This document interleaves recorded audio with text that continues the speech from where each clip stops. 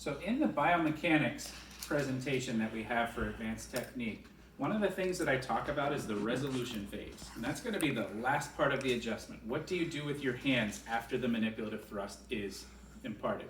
Now, the challenge with this is each technique is a little bit different in how that works, and some techniques do a lot better with one resolution phase versus another.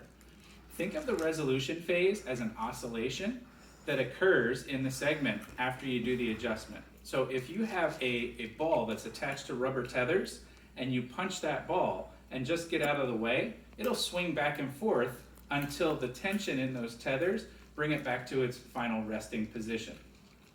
In this case, the segment you're adjusting would be the ball, and then the muscles and ligaments and joint capsules and all those other connective tissues would be the tethers.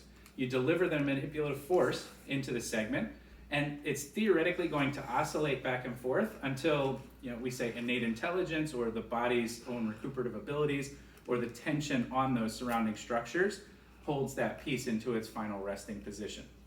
Now, the original philosophy was a concept of the innate intelligence will optimize and work as long as it doesn't have interference.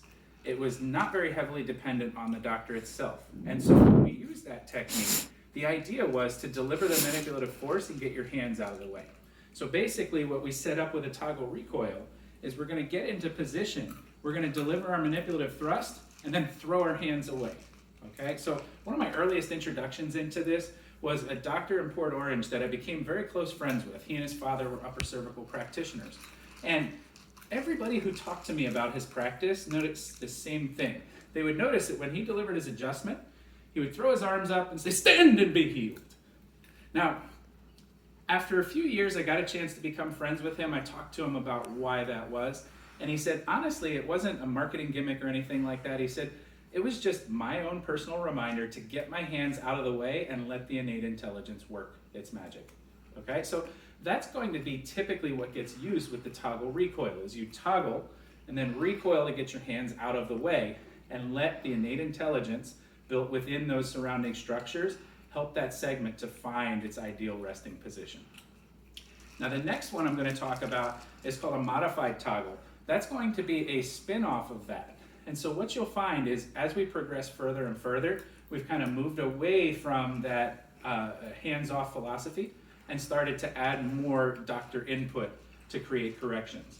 And so with the modified toggle, when you look at the graphic representation in the presentation, you'll see that it doesn't completely get the hands out of the way, but it does kind of move them. So the modified toggle would be more of a just kind of getting the hands to the point where they're coming off, but you're not necessarily abruptly moving them out of the way.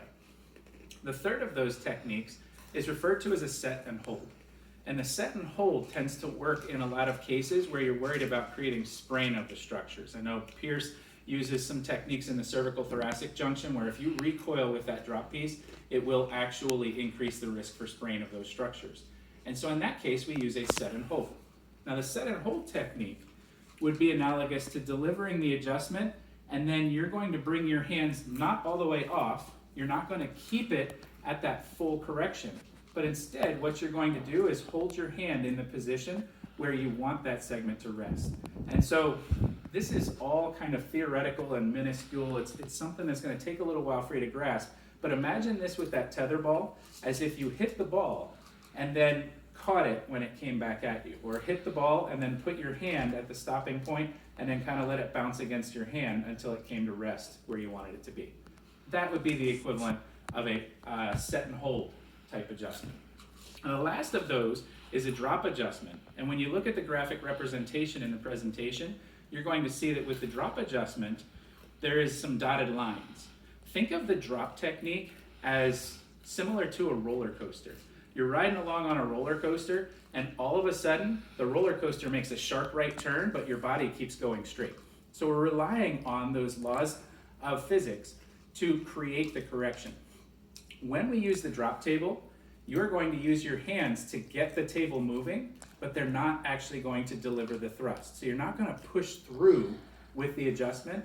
You use your hands to get the adjustment going, and then the table does the work. When it makes that abrupt stop at the bottom of the drop, the spine keeps moving in a small manner, and that's what creates the correction. This is also why you don't tend to hear a loud cavitation or really feel that restriction release the way that you would with most manual techniques. So in that case, you would set up on the drop, set the tension appropriately, and then push just enough, in most cases P to A, I to S, to get the table moving, and then kind of stop from there.